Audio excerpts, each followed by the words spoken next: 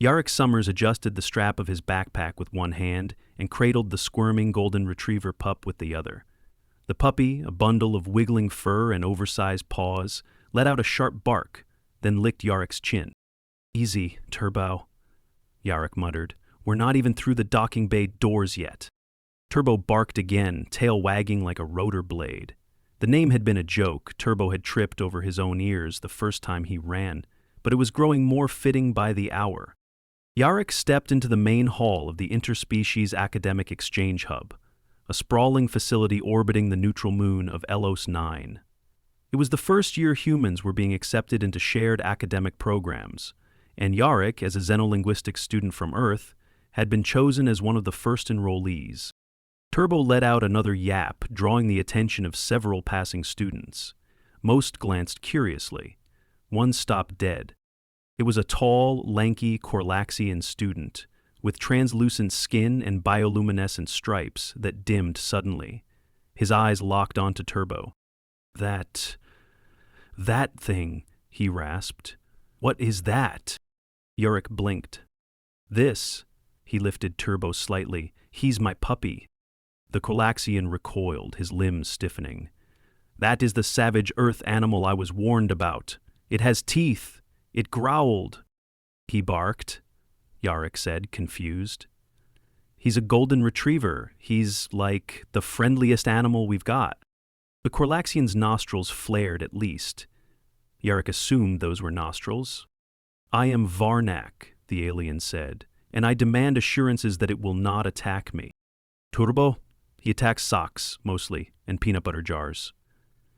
Yarik set the puppy down. Turbo immediately pounced on a loose shoelace, growling playfully. "See? Totally harmless." Varnak took 3 long steps back.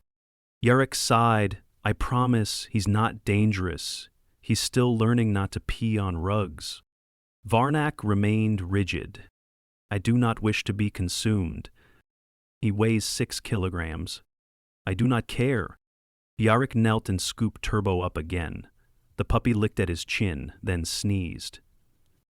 "I'll keep him in my room during class, okay? There must be containment protocols. I will speak to the council." And with that, Varnak turned and stalked off, his glow flickering between blue and red. Yarik looked down at Turbo. "Well, buddy, we made a friend." Turbo barked again, delighted. Things escalated faster than Yarik expected. Within 2 days, a formal complaint was filed with the Interspecies Student Ethics Board. Varnak had cited extreme psychological distress caused by proximity to predatory earth mammal exhibiting hostile vocalizations. Yarik sat stiffly in the hearing room, a circular chamber filled with floating chairs and a single translator orb. Turbo sat at his feet, wearing a tiny blue vest with the words "Emotional Support Animal" printed across it. "He's registered," Yarik said, pointing. "You forged documents?" Varnak snapped. I didn't forge anything. I registered him last month. He helps with anxiety." "I am the one with anxiety." The council, a panel of 6 beings from various worlds, watched silently. One of them, a squid-like creature with a single massive eye, swiveled toward Yarik. "Student Summers," it said through the orb, "can you explain why you brought a known predator into a shared residential zone?" "He's not a predator. He's a puppy. He has sharp teeth." "So do you?" The eye blinked. Yarik took a breath. "Turbo's never bitten anyone. He's trained, vaccinated, and he's here because the adjustment period has been rough. I've been using grounding exercises, and Turbo helps." The panel whispered among themselves in their respective languages. After several minutes, the eye swiveled back. "Your animal may remain, but must remain in your quarters and be muzzled when in common areas." Yarik looked down. Turbo was now chewing on his own tail. "He's not going to like the muzzle." "Neither do I," Varnak muttered. "Compromise reached," the council announced. Yarik left the chamber with Turbo under one arm and a nylon muzzle under the other. Back in the dorms, Yarik slipped the muzzle over Turbo's snout. The puppy immediately began pawing at it, whining. "I know, bud. Trust me, I'm not thrilled either." Turbo whined louder. That night, Turbo barked twice at a passing cleaning drone and once at Yarik's own reflection in the window. In the morning, someone had slipped a note under his door. "Control your beast, or you'll be sent back to Earth." Yarik crumpled it and tossed it into the waste bin. The next day, during a shared planetary history seminar, Varnak refused to sit within 3 meters of Yarik. The professor, an insectoid from Zarn 5, sighed heavily and reassigned seats. Yarik ended up next to a soft-spoken Martian student named Orella, who leaned over halfway through class and whispered, "I think your puppy is very cute." "Thanks," Yarik whispered back. "I've never seen a creature wag its tail so much," she said. Yarik smiled. "He does that when he's happy, or hungry, or both." Later that week, during a storm drill, the power flickered during dinner. Loud clanging followed as the gravity stabilizers reset. Turbo, panicked by the noise, slipped out of Yarik's room and bolted down the corridor. "Turbo!" Yarik shouted, chasing after him barefoot. Turbo skidded around a corner and slammed into Varnak, knocking the alien flat. There was a high-pitched shriek, then silence. By the time Yarik caught up, Varnak was lying on his back with Turbo licking his face. "Get it off me!" Varnak screamed. "He's just licking you." "Exactly." Yarik pulled Turbo back, panting. "He thought you needed help." "He salted me with saliva." Yarik looked at the council summons that arrived 2 hours later and groaned. At the second hearing, Varnak arrived wearing a reflective chest plate and shin guards. "I will not be ambushed again," he declared. Yarik sat quietly while the council reviewed footage from the security drones. Turbo appeared on screen, tail wagging, ears flopping as he ran full tilt into Varnak. "See?" Yarik said. He was scared. The storm alerts, the lights, he panicked. The squid-like counselor turned its eye toward Varnak. It seems the Earth animal did not intend harm. It was seeking comfort from a familiar figure. "I am not familiar. You are the only other being it has seen outside its quarters." Varnak hissed. "Perhaps," the counselor continued, "a period of structured acclimation is in order." Yarik frowned. "What does that mean?" "You and Varnak will engage in controlled interactions with the animal, under supervision." "What?" "Therapeutic bonding, to reduce interspecies hostility." Varnak's glow turned a deep purple. "I object." "Objection noted. Program begins tomorrow." Back in his quarters, Yarik looked at Turbo, who was now chewing on an old slipper. "Well, you ready to make a new friend?" Turbo barked twice. Yarik wasn't sure if that was a yes or a challenge. The next morning, Yarik arrived at the designated meeting room with Turbo in a harness. Varnak was already there, arms crossed, standing behind a transparent barrier. "I refuse to enter until it is restrained." "He is restrained." "More restrained." A supervisor handed Varnak a clicker and a small bag of dog treats. Varnak held them like they were radioactive. "You're going to feed him," the supervisor said. "I will not." "Give him one," Yarik whispered. "Just drop it and back away if you want." Varnak hesitated, then dropped a biscuit through the slot. Turbo sniffed it, then wolfed it down and wagged his tail. Varnak blinked. "It consumed it." "That's the idea." "Then what?" "Now you give him another." Over the next half hour, Varnak managed to feed Turbo 3 biscuits without flinching. Progress. On the 4th visit, Turbo licked Varnak's hand. Varnak screamed and dropped the whole bag of treats. Turbo thought it was the best day of his life. By the 2nd week, Varnak was sitting on the same side of the room, stiff but not retreating. He placed a biscuit directly into Turbo's mouth, then wiped his hand with a disinfectant wipe. "I don't understand," Varnak muttered. "It is disgusting, but it seems pleased." "He loves you," Yarik said. "I am not comfortable with that. Give it time." Turbo rolled onto his back, paws in the air. Varnak stared. "It is. Requesting something?" "A belly rub." "I will not." "You kind of already are?" Varnak looked down. One long finger was already brushing against the puppy's fur. Turbo groaned happily. "Great," Yarik muttered. "I've been replaced." Varnak didn't respond. He was too busy rubbing Turbo's belly. 3 weeks after the first incident, Yarik arrived at the astrobiology wing to find Turbo seated obediently beside a low desk, wearing a pair of protective booties and an annoyingly smug expression. The lab assistant, a short cube-shaped Faran named Juge, had insisted on them before allowing Turbo anywhere near the tiled floor. "He excretes oils," Juge said, nudging Yarik's leg with a sanitized stylus. "No offense, but your creature's paws leave residue. The environmental controls recalibrate every time he walks through here." Yarik bent down and adjusted one of the booties. "He's not leaking, he's just alive." "That's precisely the problem." Turbo tilted his head and sneezed on the stylus. Jude recoiled and immediately began disinfecting it with a spritz of orange foam. The lab wasn't Yurik's usual haunt, but Aurella had invited him to observe a cross-species memory trial involving scent-based stimuli. When Yarik arrived, he was surprised to see Varnak already there, wearing a transparent apron and holding a tray of sealed vials. His face was unreadable, but his glow had shifted to a calm sea green, an improvement, even if the tray was shaking slightly. "You volunteered?" Yarik asked. "I was assigned community rehabilitation hours. Turbo's not a community service project." Varnak turned, eyes narrowing slightly. "He is the reason I now undergo weekly empathy calibration, so he is, by extension, my project." Turbo wagged his tail once and thumped it against the leg of a stool. "I brought him because Aurella said the scent trials need a mammalian baseline," Yarik explained. "Turbo's got a great nose." Juge handed Yarik a thin tablet with a live feed from the scent chamber.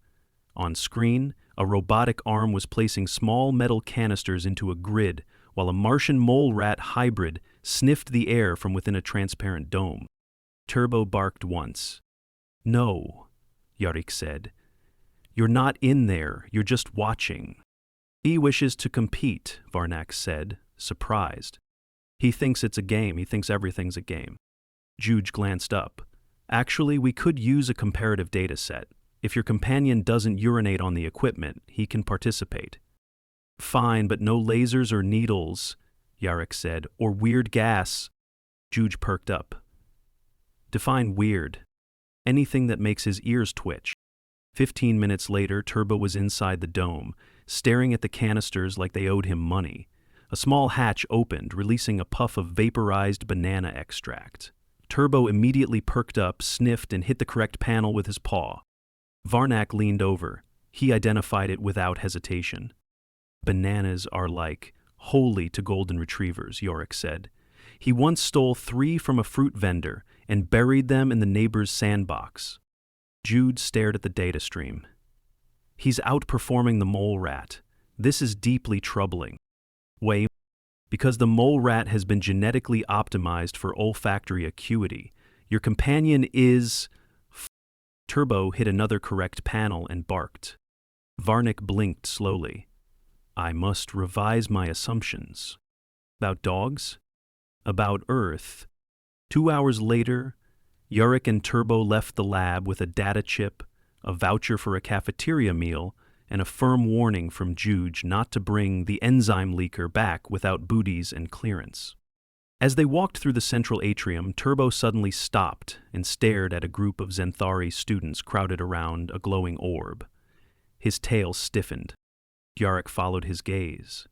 The orb pulsed with light, then shimmered into the shape of a silver eel-like creature with wings.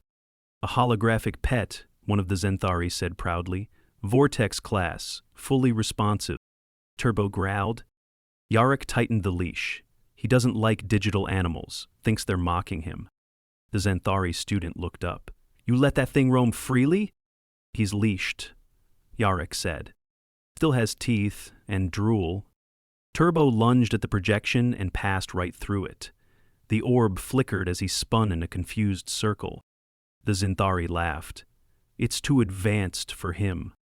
Yarik crouched beside Turbo. "Hey, it's just a light show." You're real, they're pretending. Turbo licked his knee and looked up, ears drooping. From behind, Orella appeared, holding a small container. I brought him a treat, she said. I read about Earth snacks. This one's called jerky? Yarik took it cautiously. Real or synthesized? Cultured protein with smoke flavoring. Approved for interspecies consumption. Yarik unwrapped it and held out a piece. Turbo sniffed, then took it gently and sat down to chew. Orella smiled. I like the way he listens. Most beings don't pay attention unless you're loud. Turbo's selective. He listens when it suits him. I envy that. They sat on a bench near the hydroponic gardens. Varnak joined them a few minutes later, carrying a small data tablet and looking more annoyed than usual. I attempted to analyze the scent trial results, he said, but the data is inconsistent. How? Yarik asked. Your animal's performance curve defies behavioral logic. He responded faster to unfamiliar scents than to those he's known. Oh, Yarik said. He does that when he's bored. That is not scientifically valid. Is for him. Turbo rolled onto his side, chewing the last of the jerky with great concentration. Later that night, around midnight ship time, Yarik woke to the sound of claws scrabbling on metal. He flicked on his dorm light and found Turbo by the door, growling low. Hey, it's just the ventilation cycle. Turbo growled louder. Yarik got up and pressed his ear to the door. Nothing. Then a faint metallic clink. He cracked the door open by an inch. The hall was dark, except for the emergency lights. A shadow moved. Yarik closed the door and grabbed his comm. Security, he whispered. I think someone's in the hall.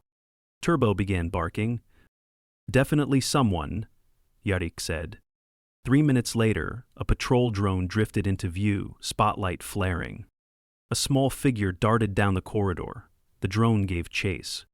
Turbo pressed his nose to the gap at the bottom of the door, tail rigid. Yarik waited until the all-clear chime echoed through the dorms, then exhaled. The next morning, the campus bulletin listed a security breach. No details, just a warning to report suspicious movement. At the morning seminar, Varnak approached Yarik with a perplexed expression. There were unauthorized scans taken near your room last night, he said. Turbo heard something, probably scared them off. Your companion's auditory range is effective. Orella leaned in. Maybe we should requisition a few more puppies. For patrol duty. I'm not sure the council's ready for that, Yarik said. They barely approved one. Varnak looked down at Turbo, who was gnawing on a pencil. He is small, but disruptive. He's an agent of chaos, Yarik said, but in a good way. Varnak tilted his head. Then perhaps it is not Earth that is dangerous, merely enthusiastic. Turbo sneezed and wagged his tail. No one disagreed. By the time the 3rd month of the program began, Yarik had developed a morning routine that involved waking before the lights dimmed from night cycle, brushing Turbo's fur for exactly 60 seconds to keep the puppy from shedding into the air filters, and checking the floor for anything Turbo might have chewed during the night. That morning, it was his only pair of insulated socks. Turbo looked up, tail thudding once against the floor. You owe me 20 credits in thermal footgear, Yarik said, and don't pretend you don't know what you did. Turbo yawned and stretched, tongue lolling out the side of his mouth. Yarik pulled on his boots barefoot and clipped the leash on. Fine, you win. Let's go make breakfast awkward. The shared kitchen had been recently retrofitted with a secondary ventilation hood after an incident involving fermented algae paste and a microwave. Orella was already there, grinding Martian seed pods in a small press blender. She glanced up as he's got static in his ears again, she said. Yarik crouched and rubbed behind Turbo's ears until the puppy shook his head violently, sending a faint crackle through the air. He's been doing that near the reactor shaft too, Yarik said. I think the electromagnetic field messes with his fur. Varnak entered moments later, holding a slim metal container and wearing a face that belonged on someone about to walk into a medical exam. He paused when he saw Turbo, then continued to the counter. Good morning, Orella said. Your concept of morning is arbitrary, Varnak replied. The station rotates every 16 hours. That's what makes it fun, Yarik said. You get to pick when breakfast is. I do not find that enjoyable. I know. That's why I keep inviting you. Varnak opened the container, revealing neatly stacked slices of bland nutrient paste. He began eating them with unsettling efficiency. Turbo sat down and stared at him. I have no food compatible with his biology, Varnak said without looking up. He even doesn't care, he just enjoys watching. Wait, what? No idea. He's a mystery. Varnak paused mid-bite. That is a very human thing to say. Yarik shrugged. It's how we cope with not understanding everything. We just pretend it's charming. Aurelia poured the seed paste into a bowl.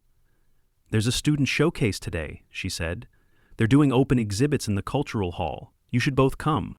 I don't exhibit myself, Varnak said. It leads to unnecessary scrutiny. Perfect, Yarik said. That's the point. You show up, people stare, then stop caring. I do not wish to be stared at. You're bioluminescent. It's kind of inevitable. 3 hours later, they stood in the cultural hall, surrounded by music, scent plumes, light displays, and an overwhelming number of small, edible sculptures. Turbo was wearing a loose-fitting vest made from recycled station fabric with ambassador in training stitched across the back in 4 languages.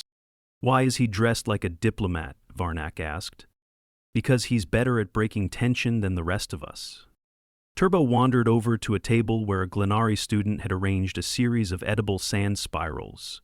He sniffed, sneezed, and immediately rolled onto them with a delighted grunt. The Glenari froze, pupils dilating. Yarik rushed forward. He's not attacking, he thinks it's a bed. Those took me 14 hours. Let me help you rebuild them, Yarik said. He's trained not to, well, he's partially trained. The Glenari hissed quietly and passed Yarik a small rake. Varnak stood at a safe distance. That display was intended to represent the fragility of memory. Your animal has symbolically flattened it. Yeah, Yarik sighed. He does that metaphorically too. Once the sand damage was repaired and Turbo directed toward less destructible exhibits, the group moved to a corner where a human student had set up a small display of Earth first aid techniques.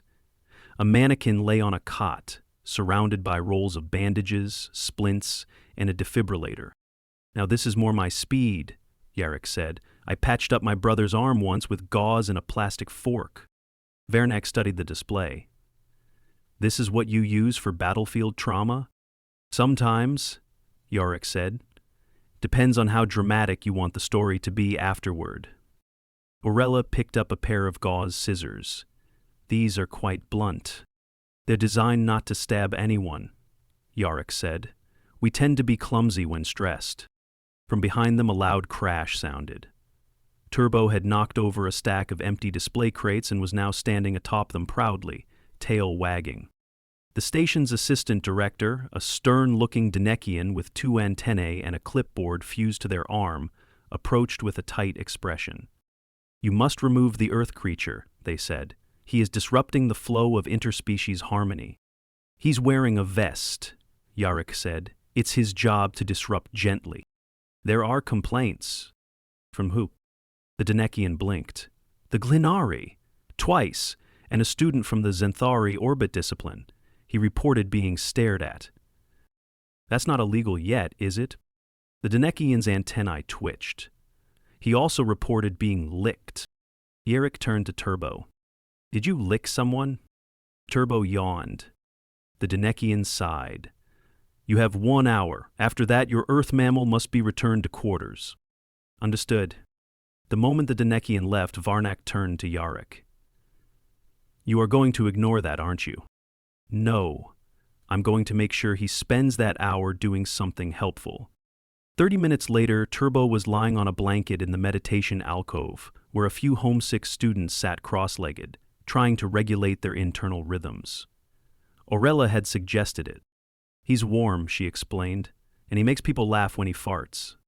It was true. One of the students, a tall Favalian with a normally stoic demeanor, had chuckled softly when Turbo let out a high-pitched squeak and looked confused about where the sound came from. Varnak stood nearby, arms folded. "You have weaponized comfort." "It's not a weapon," Yarik said. "It's just a talent." The showcase ended without further incident. Turbo was escorted back to their quarters once the hour expired, and Yarik spent the remaining evening soaking his socks in warm water and trying to mend the chewed holes with a heat patch. The next morning, the unexpected happened. Varnak knocked on Yarik's door. "Is he awake?" he asked. "He's a dog. He's always awake. Why?" "I require him." "Come again?" "There's a student from Telnor who refuses to attend negotiation class, claims he cannot focus due to stress. I have been assigned to provide a calming influence. I am not calming." "Correct. I believe your animal could be." Yarik blinked. "You want to borrow my dog?" "For 37 minutes. Yarik opened the door fully. "Take the leash. If he pees on anything, don't acknowledge it. He thinks it's a game." Varnak nodded, clipped the leash, and turned to go.